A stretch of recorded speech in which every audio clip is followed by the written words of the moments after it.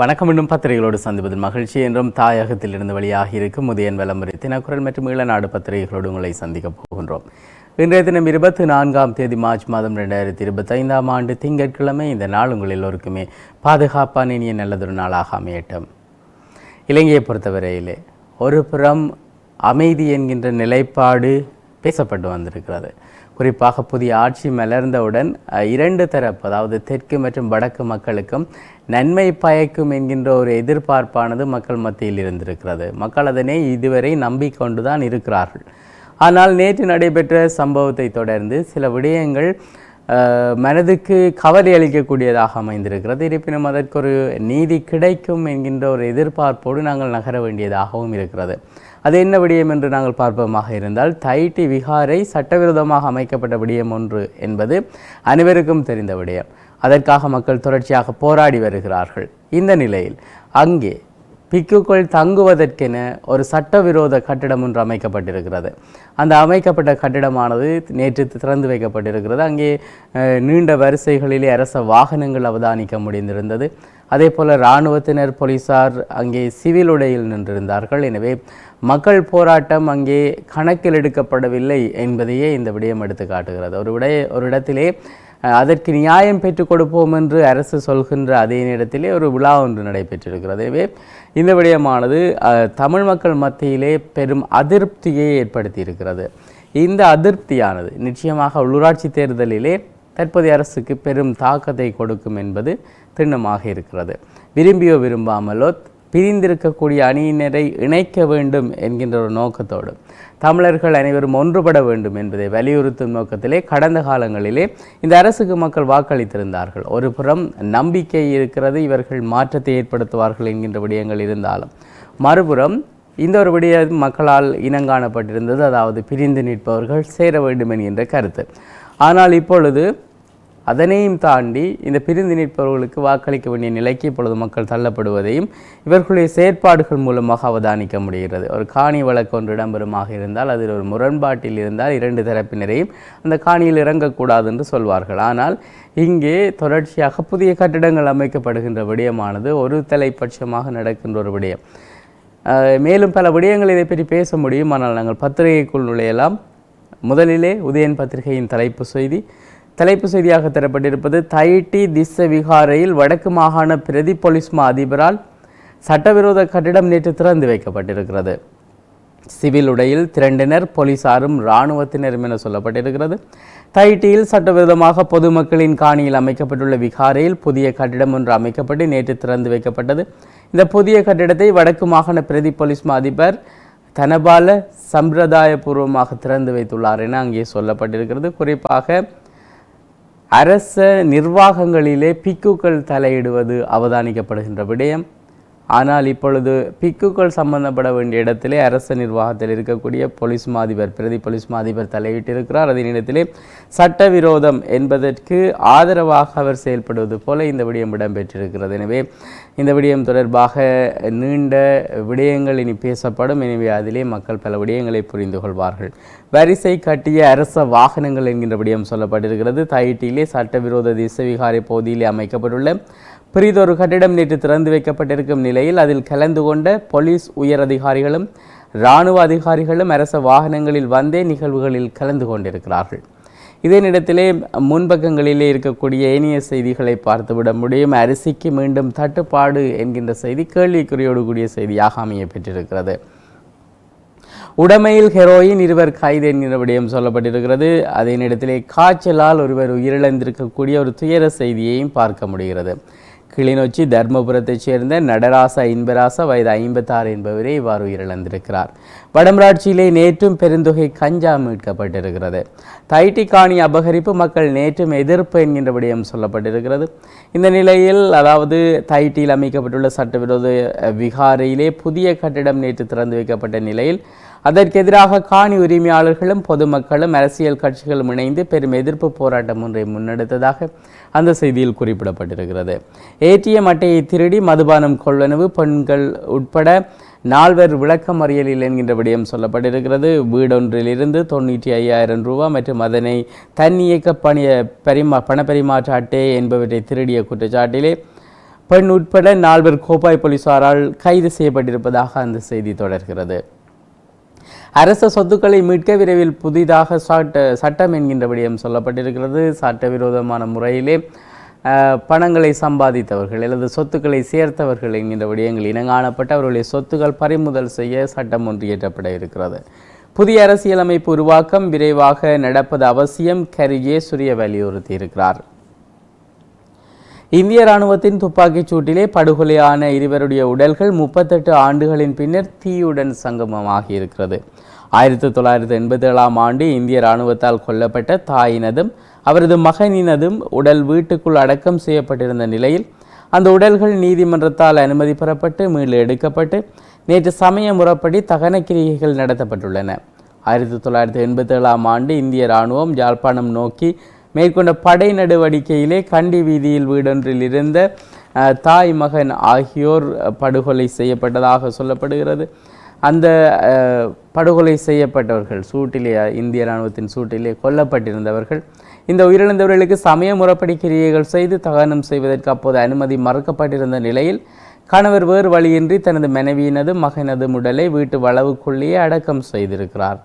பின்னர் அங்கு கல்லறை ஒன்றை கட்டிவிட்டு நாட்டின் அசாதாரண சூழ்நிலையிலே ஏனைய பிள்ளைகளுடன் அவர் நாட்டை விட்டு வெளியேறியிருந்தார். இந்த சம்பவம் தொடர்பாக தனது ஏனைய பிள்ளைகளுக்கு அவர் தெரிவித்ததுடன் மனைவி மற்றும் மகன் ஆகியோருக்கு சமய முறைப்படி இறுதி கிரியைகள் செய்ய வேண்டும் என்றும் கூறியிருந்தார். அவர் கடந்த ஆண்டு உயிரிழந்த நிலையில் தந்தையின் ஆசையை நிறைவேற்றுவதற்காக நாடு திரும்பிய ஏனைய பிள்ளைகள் தாய் மற்றும் சகோதரனின் உடல்களை மீள தோண்டியெடுத்து கிரிகைகள் செய்வதற்காக யாழ்ப்பாணம் மாவட்ட நீதிமன்றத்தின் அனுமதி கோரியிருந்தனர். நீதிமன்ற அனுமதி அளித்ததைத் தொடர்ந்து சடலங்கள் தோண்டி எடுக்கப்பட்டு இறுதி சமய கிரிகைகள் நடத்தப்பட்டு அவர்களுடைய உடல் எச்சங்கள் மீட்கப்பட்டு தகனம் செய்யப்பட்டதாக அந்த செய்தியில் சொல்லப்பட்டிருக்கிறது. 38 ஆண்டுகள் சென்றாலும் இன்னமும் அந்த வடுக்கள் ஆறாத கணங்களாகவே இருக்கிறது. இதே நேரத்திலே ஒரு புறம் மாற்றம் என்று புத்தரையும் ஊழல்வாதியையும் மாற்றி போட்டினம் கண்டியலோ என்று முச்சந்தி முரளினுடைய கருத்து அமைய பெற்றிருக்கிறது. அதாவது மாற்றம் என்று புத்தரையும் ஊழல்வாதியாக மாற்றி போட்டினம் கண்டியலோ என்று தற்போதைய அரசாங்கம் குறித்து முச்சந்தி முரளியினுடைய அதிருப்தி கருத்து பதிவாகி இருக்கிறது. வாக்குச்சீட்டு அச்சிடும் பணி ஆரம்பம் என்கின்ற விடயம் சொல்லப்பட்டிருக்கிறது. இவை இன்றைய உதயன் பத்திரிகையின் முன்பக்க செய்திகளாக அமைந்திருக்கின்றன. உட்பக்க செய்திகளிலே ஐரோப்பிய ஒன்றியத்தின் ஜிஎஸ்பி சிறப்பு குழுவினர் இலங்கையில் கண்காணிப்பு என்கின்ற விடயம் சொல்லப்பட்டிருக்கிறது. தொடர்ச்சியாக ஏமாற்றுகிறது தேசிய மக்கள் சக்தி அரசு, சுதந்திர கட்சி தெரிவித்திருக்கிறது.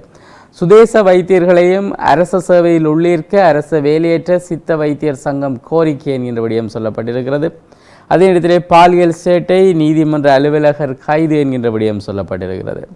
அதாவது இலங்கையை பொறுத்தவரையிலே பாதுகாக்க வேண்டியவர்களே மக்களுக்கு எதிராக செயல்படுகின்ற விடயங்கள் தொடர்கதியாக இருக்கிறது. நடைபெறுகின்ற அத்தனை குற்றச்செயல்களுக்கு பின்னாலும் யாரோ ஒரு போலீஸ் உத்தியோகத்தரோ இராணுவத்தில் இருந்து இடைவிலகியவரோ அல்லது இராணுவத்தில் இருப்பவர்களோ சம்பந்தப்படுவதை அவதானிக்க முடிகிறது. நேற்றைய தினம் சட்டவிரோத கட்டிடமானது பிரதி போலீஸ் மா அதிபரினால் திறக்கப்பட்டிருக்கிறது. இன்றைய தினம் பார்ப்போமாக இருந்தால் இந்த பாலியல் சேட்டை புரிந்தவர் நீதிமன்ற அலுவலராக இருக்கிறார். எனவே இந்த வேலியே பயிரை மேய்கிறது என்கின்ற விடயம் இலங்கையிலே நன்றாக இடம்பெற்று வருவது அவதானிக்க முடிகிறது. வெளிவிவகார அமைச்சர் அமெரிக்காவுக்கு பயணம் என்கின்ற விடயம் சொல்லப்பட்டிருக்கிறது. வெளிவிவகார அமைச்சர் விஜித ஹேரத் 4 நாட்கள் உத்தியோகபூர்வ பயணம் மேற்கொண்டு அமெரிக்காவுக்கு செல்ல உள்ளார் என வெளிவிவகாரத்துறை தெரிவித்திருப்பதாக அந்த செய்தியிலே சொல்லப்பட்டிருக்கிறது. ஏற்கனவே பேசப்பட்டிருந்தது வரி விதிப்பு தொடர்பான விடயங்கள், ட்ரம்பினுடைய வரி விதிப்பு தொடர்பான விடயங்கள், அதனால் இலங்கை பாதிப்படைகிறது என்கின்ற விடயங்கள் சொல்லப்பட்டிருந்தன. அதனை அங்கே தெரிவிப்பதற்கு இலங்கையின் ஒரு குழு பயணம் செய்யும் என சொல்லப்பட்டிருந்தது. இப்பொழுது அமெரிக்காவுக்கு விஜித ஹேரத் பயணமாகிறார். வடக்கு கிழக்கு அபிவிருத்தியிலே முழுமையான திட்டமிடல் அவசியம், கஜேந்திரகுமார் எம்பி சுட்டிக்காட்டியிருக்கிறார். மோட்டார் சைக்கிள் பாவனையிலே யாழில் பெண்களே அதிகம், மாவட்ட செயலர் தெரிவித்திருக்கக்கூடிய விடயம் தரப்பட்டிருக்கிறது. ஒலிபெருக்கி பாவனைக்கு இனி போலீஸ் அனுமதி, வடமராட்சி கிழக்கு பிரதேச செயலகர் அறிவித்திருக்கிறார். தனியார் கல்வி நிலையங்களின் வீதிகளை சூழும் பெற்றோர் சட்ட நடவடிக்கைக்கு ஏற்பாடு என்கின்ற விடயம் சொல்லப்பட்டிருக்கிறது. யாழ்ப்பாணம் மாவட்டத்திலே தனியார் கல்வி நிறுவனங்களின் முன் வீதியை மறைத்து நிற்கும் பெற்றோர்களுக்கு எதிராக போலீசார் ஊடாக சட்ட நடவடிக்கை எடுப்பதற்கு யாழ் மாவட்ட சிறுவர் பாதுகாப்பு கூட்டத்திலே தீர்மானம் எடுக்கப்பட்டிருக்கிறது. இவர்களுடைய செயற்பாடுகள் மிகவும் மோசமான நிலையில் இருக்கிறது. அனைவரும் அவதானிக்கக்கூடிய விடயம், பெற்றோர்கள் குழந்தைகளுடைய அந்த கல்வி வளர்ச்சிக்காக அவர்களை கொண்டு சென்று தனியார் நிறுவனங்களுக்கு முன்னால் விடுவார்கள். அவ்வாறு நிறுவனங்களில் அனுமதித்த பின்னர் அல்லது நிறுவனங்களுக்குள்ளே சிறுவர்கள் சென்ற பின்னர் 1 மணி நேர வகுப்பு குறைந்தது நடைபெறும். அந்த 1 மணி நேரமும் வீதியை மறைத்தே அவர்கள் அந்த இடங்களிலே நிற்பார்கள். அந்த பெற்றோர்களே அவ்வாறு செயற்படுகிறார்கள் என்பது மிகவும் ஒரு வேதனைக்குரிய விடயம். காரணம், அந்த நேரங்களிலே பயணிப்பதற்கு மிகவும் சிரமமாக இருக்கும் அந்த வீதியால் மக்கள். எனவே இது குறித்து இப்பொழுது சட்ட நடவடிக்கை எடுக்க தயாராகிறார்கள். வெலமுறி பத்திரிகையை பார்க்கலாம். தலைப்பு செய்தியாக தரப்பட்டிருப்பது பிக்குகள் தங்குவதற்கு தைட்டியில் கட்டிடம் நேற்று திறந்து வைக்கப்பட்டிருக்கிறது. மக்கள் எதிர்ப்பு, போலீசார் குவிப்பு என சொல்லப்பட்டதாக அந்த செய்தி தரப்பட்டிருக்கிறது. சட்டவிரோதமாக கட்டப்பட்ட அந்த கட்டிடம் தொடர்பான புகைப்படம் இணைக்கப்பட்டிருக்கிறது. பல்வேறு சர்ச்சைகளை தோற்றுவித்துள்ள தைட்டி திசவிகாரை பகுதியிலே இராணுவத்தின் முழு முயற்சியோடு அமைக்கப்பட்டிருந்த சட்டவிரோத கட்டிடம் நேற்று காலை திறந்து வைக்கப்பட்டது. இதற்கு எதிர்ப்பு தெரிவித்து தைட்டி காணி உரிமையாளர்கள், அரசியல் தரப்புகள், பொதுமக்கள் போராட்டத்தில் ஈடுபட்டிருக்கிறார்கள். முன்பக்க செய்திகளிலே ஐரோப்பிய ஒன்றியத்தின் ஜிஎஸ்பி குழு இலங்கை வருகிறது, அரசியல் அமைப்பு குறித்தும் ஆராயும் என்கின்ற விடயம் சொல்லப்பட்டிருக்கிறது. அதே நேரத்தில் யாழ்ப்பாணம் மாவட்ட ஒருங்கிணைப்பு குழு நாளை கூடுகிறது என்கிற விடயம் சொல்லப்பட்டிருக்கிறது. நிச்சயமாக இந்த தைட்டி விவகாரம் நாளை அங்கே ஒருங்கிணைப்பு குழு கூட்டத்திலே பெரும் ஒலியாக எழும்பும் என்பது நம்பிக்கை. காரணம், இப்பொழுது உள்ளூராட்சி சபை தேர்தல் வேறு இப்பொழுது சொல்லப்பட்டிருக்கிறது. அதுக்கான ஆயத்த ஏற்பாடுகள் நடைபெறுகிறது. எனவே வாக்கு சேகரிப்பதற்கான மிக முக்கிய நிலையமாக நாளைய தினம் இந்த வாக்கு வங்கியை அதிகரிப்பதற்கான செயற்பாடாகவும் நாளைய தினம் இந்த ஒருங்கிணைப்பு குழு கூட்டம் பயன்படுத்தப்படும். எனவே தைட்டி விகாரை கட்டி முடியும் வரை இருந்திருக்கக்கூடிய அனைவரும் நாளைய தினம் பொங்கி எழுவதையும் அவதானிக்க முடியும். திடீர் சுவையினத்தால் குடும்ப பெண் மரணம், கரவெட்டியிலே சம்பவம் என்கின்ற விடயம் தரப்பட்டிருக்கிறது. அந்த துயர செய்தி பார்க்க முடிகிறது. அதே போல இன்னொரு துயர செய்தியும் நாங்கள் பார்த்த விடயம், ஏற்கனவே உதயன் பத்திரிகையில் பார்த்த விடயம், 5 நாள் காய்ச்சலால் குடும்பஸ்தர் ஒருவர் உயிரிழந்திருக்கிறார். உளவியந்திரம் என கூறி சொகுசு கார்கள் இறக்குமதி செய்யப்பட்ட விடயம் இப்பொழுது அம்பலத்துக்கு வந்திருக்கிறது. நாட்டிலே ஆடம்பர வாகனங்களின் இறக்குமதிக்கு தடை விதிக்கப்பட்டிருந்த வேளையிலே விவசாய தேவைக்கு உளவியந்திரங்கள் இறக்குமதி செய்வதாக போலி ஆவணங்கள் தயாரிக்கப்பட்டு உளவியந்திரங்களுக்கு பதிலாக சொகுசு கார்கள் இறக்குமதி செய்யப்பட்ட மோசடி சம்பவம் இப்பொழுது அம்பலத்துக்கு வந்திருக்கிறது. நிறைய மோட்டார் சைக்கிள்களுடைய பதிவுகளில் வாகனங்கள் இறக்கப்பட்டிருக்கிறது. உதிரி பாகங்களினுடைய பதிவுகளிலே வாகனங்கள் இறக்கப்பட்டிருக்கிறது. நேற்றைய தினம் அவை நீண்ட செய்திகளாக பார்க்க முடிந்திருந்தது. உள்ளூராட்சி தேர்தலிலே ஜேவிபி கோலோச்சும் என்கின்ற ஒரு விடயத்தை டில்வின் சில்வா நம்பிக்கையாக வெளியிட்டிருக்கிறார். டில்வின் சில்வா தைட்டி விகாரை தொடர்பான விடயங்களிலே நேரடியாக தலையிட்டாலே ஜேவிபி, அதாவது இப்பொழுது ஆட்சி அமைத்திருக்கக்கூடிய தற்பொழுது இருக்கக்கூடிய என்பிபி என்று சொல்லப்படக்கூடிய கட்சி தொடர்பான நிலைப்பாடு அவருடைய முயற்சிக்கு பின்னால் இருக்கிறது. எனவே அவர் நிச்சயமாக இதிலேயே தலையிட வேண்டும். அவருடைய பார்வை இந்த சட்டவிரோத செயல்பாடுகள் பக்கம் பதிய வேண்டும். அவ்வாறு இடம்பெற்றால் மாத்திரமே என்பிபி அரசை தொடர்ச்சியாக ஆட்சியிலே தக்க வைத்துக் கொள்ள முடியும். உள்ளூராட்சி தேர்தல் வாக்குச்சீட்டுகள் அச்சிடல் பணி ஆரம்பம். சட்டவிரோத மதுபான சாலை போலீசாரால் முற்றுகையிடப்பட்டிருக்கிறது. 2250 போத்தல் கோடா மீட்கப்பட்டிருக்கிறது. தென்னக்கோனுக்கு வீட்டு சாப்பாடு என்கின்ற விடயம் சொல்லப்பட்டிருக்கிறது. தேசபந்து தென்னக்கோனுக்கு வீட்டிலிருந்து கொண்டு வரப்படும் உணவை உட்கொள்வதற்கு சிறைச்சாலை திணைக்களம் அனுமதி வழங்கியிருக்கிறது. அது எவ்வாறு அனுமதி வழங்கப்படுகிறது என்கின்ற விடயங்கள் இருக்கிறது. உட்பக்க செய்திகளிலே முறைகேடான சொத்துக்களை அரசுடைமையாக்க புதிய சட்டம் ஏப்ரலிலே சட்டமூலம் சமர்ப்பிக்கப்படும் என்கிற விடயம் சொல்லப்பட்டிருக்கிறது. தொடர்ந்து தினக்குரல் பத்திரிகையை பார்க்கலாம். அதே செய்தி, அதாவது தைட்டி விவகாரமே இன்றைய தினம் தலைப்பு செய்தி. அதாவது தைட்டி விவகாரத்திலே அரசின் இனவாத முகம் தெரிகிறது. அரசாங்கம் நீதியையும் சக வாழ்வையும் விரும்பவில்லை. இனவாத மதவாதம் இன்னமும் உயிர்ப்போடு இருக்கிறது. நீதி கிடைக்கும் வரை மக்கள் போராட்டத்துக்கு நாம் துணை நிற்போம் என ஸ்ரீதரன் அவர்கள் தெரிவித்திருக்கக்கூடிய விடயம் இன்றைய தினம் தலைப்பு செய்தியாக்கப்பட்டிருக்கிறது. இந்திய இராணுவத்தால் சுட்டுக் கொல்லப்பட்ட 2 பேருடைய எச்சங்கள் மீட்கப்பட்ட தகனம் நாங்கள் ஏற்கனவே விரிவாக பார்த்திருக்கின்றோம். அங்கே சகோதரனுடைய அடையாள அட்டை மீட்கப்பட்டிருக்கிறது. இதன் மூலமாக தெரிய வரக்கூடியது அல்லது நாங்கள் விளங்கிக் கொள்ளக்கூடியது, இராணுவத்தினர் அந்த அடையாள அட்டையை பார்ப்பதற்கு அங்கே கோரியிருப்பார்கள். அடையாள அட்டை வழங்கப்பட்ட பின்னரும் அவர்கள் சுட்டு கொண்டிருக்கலாம். இது இந்திய இராணுவம் செய்திருக்கக்கூடிய வேலை. அவ்வாறு இடம்பெற்றிருக்கக்கூடிய விடயம் எவ்வாறு அங்கே நேற்றைய தினம் தகன கிரியைகள் இடம்பெற்றது என்கின்ற விடயங்கள் நாங்கள் விரிவாக பார்த்திருக்கிறோம். ஹெரோயினுடன் 2 கைது என்கின்ற விடயம் சொல்லப்பட்டிருக்கிறது. தைட்டி விவகாரத்திலே அரசினுடைய இரட்டை முகம் தெரிகிறது என்கின்ற விடயம் சொல்லப்பட்டிருக்கிறது. முறைகேடாக கையகப்படுத்தப்பட்டுள்ள அரசாங்க சொத்துக்களை அரசுடைமையாக்க சட்டம் என்கின்ற விடயம் சொல்லப்பட்டிருக்கிறது. சீன தயாரிப்பு ஜெட் விமானங்களின் தரத்தை ஆய்வு செய்ய திட்டமிடுகிறது அரசாங்கம் என்கின்ற செய்திகள் தரப்பட்டிருக்கின்றன. தேர்தலுடன் தொடர்புடைய 3 முறைப்பாடுகள் இப்பொழுதே பதிவாக ஆரம்பித்திருக்கிறது. யாழ் மாநகர சபை கட்டட நிர்மாணம் 400 மில்லியன் ரூபாய் நிதி விடுவிக்கப்பட்டிருக்கிறது.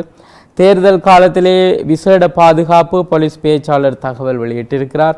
யாழ் வருகிறார் இராணுவ தளபதி என்கின்ற விடயம் சொல்லப்பட்டிருக்கிறது. 5 நாள் காய்ச்சலால் குடும்பஸ்தர் உயிரிழந்திருக்கக்கூடிய துயர செய்தி நாங்கள் பார்த்த செய்தி. இவை இன்றைய தினக்குரல் பத்திரிகையின் முன்பக்க செய்திகள். உட்பக்க செய்திகளிலே இருக்கக்கூடிய விடயங்களை நாங்கள் பார்க்கலாம். அதாவது வெளிநாட்டு செய்திகள் பக்கத்திலே சுனிதா வில்லியம்ஸுக்கு எனது சொந்த பணத்தில் சம்பளம் வழங்குவேன் என ட்ரம்ப் தெரிவித்திருக்கக்கூடிய விடயம் தரப்பட்டிருக்கிறது. இந்தியாவில் உள்ள ஈழ அகதிகள் இலங்கையை திரும்ப வேண்டும் என்பதே எங்களது எதிர்பார்ப்பு என்கின்ற விடயத்தை அரசு அதிபர் தெரிவித்திருக்கிறார். எனவே அவர்கள் வந்து இந்தியாவில் இருந்து ஈழத்துக்கு அவர்கள் திரும்பி வந்து தைட்டி விகாரை போன்ற சட்டவிரோத விகாரைகளையும் அவர்கள் பார்வையிட முடியும். அதே நேரத்திலே தைட்டி விகாரை காணியில் புதிய கட்டிடம் எதிர்ப்பு போராட்டத்திலே காணி உரிமையாளர்கள் என்கின்ற விடயம் சொல்லப்பட்டிருக்கிறது. எமது பிரதேச அபிவிருத்திக்கு சங்கு சின்னத்தை ஆதரிக்குமாறு சங்கு சின்னத்திலே போட்டியிடக்கூடியவர்கள் கோரியிருக்கிறார்கள். அவை சார்ந்த விடயங்கள் தரப்பட்டிருக்கின்றன. அதே போல நைஜர் நாட்டிலே மசூதி மீது தாக்குதல் நடத்தப்பட்டிருக்கிறது. 44 பேர் உயிரிழந்திருக்கிறார்கள். அதே போல பல வெளிநாட்டு செய்திகளையும் வெளிநாட்டு செய்திகள் பக்கத்திலே பார்க்க முடிகிறது. மாணவர்கள் பச்சை குத்தினால் பாடசாலைக்கு செல்ல முடியாது, யாழ் மாவட்ட அரசு அதிபர் தெரிவித்திருக்கிறார். மாணவர்கள் பச்சை குத்தினால் பாடசாலைகளுக்கு செல்ல முடியாது என்கின்ற விழிப்புணர்வு செயற்பாட்டை மீண்டும் மாணவர்களுக்கு தெளிவுபடுத்துவது உள்ளிட்ட பல்வேறு விடயங்கள் குறித்து சிறுவர் அபிவிருத்தி குழுவின் 1ஆம் காலாண்டு கூட்டத்திலே விரிவாக ஆராயப்பட்டிருக்கிறது. எனவே இந்த பச்சை குத்துவர்களுக்கு அரசு பதவிகள் வழங்கப்படாது அல்லது அரசியல் உத்தியோகம் கிடைக்காது என்கிற விடயங்கள் அண்மையிலே சொல்லப்பட்டிருக்கின்றன. ஏற்கனவே சிறந்த தனியார் நிறுவனங்கள் அதனை அனுமதிப்பதில்லை. இந்த நிலையில் மாணவர்களுக்கும் இந்த விடயம் சொல்லப்பட்டிருக்கிறது. எனவே இந்த பச்சை குத்துகின்ற விடயம் தொடர்பாக அனைவரும் வெளிப்போடு இருக்க வேண்டியவர்களாக இருக்கிறார்கள். அபிவிருத்தி மாயையில் மங்காமல் தமிழ் கட்சிகளுக்கே தமிழ் மக்கள் வாக்களிக்க வேண்டும் என்கின்ற விடயம் சொல்லப்பட்டிருக்கிறது. அவை சார்ந்த விடயங்கள் விரிவாக தரப்பட்டிருக்கின்றன. திருமணமான சில நாட்களில் காதலனுடன் சென்ற மணமகள் தொடர்பான ஒரு செய்தி பார்க்க முடிகிறது. திருமணம் முடித்து சில நாட்களே ஆன நிலையிலே மணமகள் கணவனை கைவிட்டு காதலனுடன் சென்ற சம்பவம் யாழ்ப்பாணத்திலே இடம்பெற்றிருக்கிறது. மேலும் செய்திகளிலே இளநாடு பத்திரிகையை பார்க்கலாம். தலைப்பு செய்தியாக தரப்பட்டிருப்பது தைட்டி விகாரை வளாகத்திலே வேறொரு சட்டவிரோத கட்டிடம் எதிர்த்து மக்கள் போராட்டம் என்கின்ற விடயம் சொல்லப்பட்டிருக்கிறது. அந்த விடயம் தொடர்பாக நாங்கள் விரிவாக பார்த்திருக்கின்றோம். பௌத்த விரிவாக்களை அனுர முன்னெடுக்கிறார் கஜேந்திரன் குற்றச்சாட்டு என்கின்ற விடயம் தரப்பட்டிருக்கிறது. தீர்வு தருவதாக கூறிவிட்டு திறப்பு விழா நடத்துகின்றனர் காணி உரிமையாளர்கள் சாடல் என்கின்ற விடயங்களும் பார்க்க முடிகிறது. GSP+ வரிச்சலுகை ஐரோப்பிய கண்காணிப்பு குழு ஏப்ரலில் இலங்கை வருகிறது என்கிற விடயங்கள் சொல்லப்பட்டிருக்கிறது. அதே நேரத்திலே GSP சலுகையை இழந்தால் $123 கோடி இழப்பு ஏற்படும் என்கின்ற விடயங்களும் இன்று பதிவாகி இருக்கிறது. யாழிலே ஹெரோயினுடன் 2 கைதாகி இருக்கிறார்கள். மன்னார் பூநகரி சபைகளுக்கான வேட்புமனு தாக்கல் இன்று ஆரம்பம் என்கின்ற விடயம் சொல்லப்பட்டிருக்கிறது. காய்ச்சலால் குடும்பஸ்தர் இழப்பு நாங்கள் பார்த்த செய்தி. தேர்தலை பாதுகாப்பாக நடத்துவதிலே அரசு உறுதியாக இருப்பதாக சொல்லப்பட்டிருக்கிறது. பாப்பரசர் பிரான்சிஸ் மக்களுக்கு ஆசீர்வாதம் வழங்கியிருக்கிறார். பாப்பரசர் பிரான்சிஸ் நேற்றைய தினம் சிகிச்சை நிறைவடைந்து மருத்துவமனையில் இருந்து வெளியேறியிருக்கிறார். அவர் மருத்துவமனையில் இருந்து தனது இல்லத்துக்கு திரும்புவதற்கு முன்னர் பொது வழியிலே தோன்றி மக்களுக்கு ஆசீர்வாதம் வழங்கியிருக்கிறார். 88 வயதான பாப்பரசர் பிரான்சிஸ் கடந்த பிப்ரவரி மாதம் 14ஆம் தேதி சுவாச தொற்று காரணமாக இத்தாலியில் உள்ள ரோமில் அவர் அங்கே சிகிச்சை பெற்று வந்திருந்தார். அவருடைய உடல்நிலை மோசமாகிறது என்கின்ற செய்திகளை நாங்கள் தொடர்ச்சியாக பார்த்த செய்தி. பின்னர் அவர் இப்பொழுது உடல் நலம் தேறி இருக்கிறார் என்கின்ற செய்திகளை பார்த்திருந்தோம். இப்பொழுது அவர் வீட்டுக்கு செல்வதற்கு முன்னால் மக்களுக்கு ஆசீர்வாதம் வழங்கியிருக்கிறார். அதிக ஆசனங்களை பெறுவதை நோக்கமாக இருக்க வேண்டும் முன்னாள் அமைச்சர் டக்ளஸ் தெரிவித்திருக்கிறார். உள்ளூராட்சி தேர்தல் தொடர்பாக அவருடைய நிலைப்பாடு அவ்வாறு இருக்கிறது. தற்போதைய அரசாங்கமும் தொங்கு பாலத்திலேயே பயணிக்கிறது, இப்படி எச்சரிக்கிறது எதிர்க்கட்சி என்கின்ற விடயம் சொல்லப்பட்டிருக்கிறது. நமது அரசின் கொள்கைகளை அனுரவும் பின்பற்ற வேண்டும் ரணில் விக்ரமசிங்கே தெரிவித்திருக்கிறார். பட்டலந்த விவகாரம் தொடர்பாக அவருடைய நிலைப்பாடு தொடர்பாக இப்பொழுது பெரும் விமர்சனங்கள் முன்வைக்கின்ற போது அவர் தன்னுடைய நிலைப்பாடை அனுரவும் பின்பற்ற வேண்டும் என்கின்ற விடயமானது என்னத்தை சொல்கிறது என்கின்றதையும் பார்க்க வேண்டியதாக இருக்கிறது. சுகாதார சேவைக்கான அதாவது பௌதீக வளங்களை மேம்படுத்த உதவிகள் என்கின்ற செய்தி சொல்லப்பட்டிருக்கிறது. ஐநா திட்ட சேவைகள் பணிமனை இதற்கான வாக்குறுதி வழங்கியிருக்கிறது. நாட்டுக்கு ஆபத்து ஏற்படும் பட்சத்திலே ரணில் நிபந்தனையின்றி உதவுவார் என ஐக்கிய தேசிய கட்சி தெரிவித்திருக்கிறது. அவ்வாறான ஒரு ஆபத்து நாட்டுக்கு ஏற்படக்கூடாது என்பதே மக்களுடைய விருப்பமாகவும் இருக்கிறது. எனவே இவ்வாறு செய்திகள் அமைய பெற்றிருக்கின்றன. இன்றைய பத்திரிகைகளிடம் இருக்கக்கூடிய முக்கியமான செய்திகளை தந்து விடைபெறுகின்றோம். விடைபெறும் நான் ஹொஸ்டனுடைய கலையத்திலே சிவம் அவர்கள் இணைந்திருக்கிறார். மீண்டும் பத்திரிகைகளோடு உங்களை சந்திக்கிறோம். நன்றி.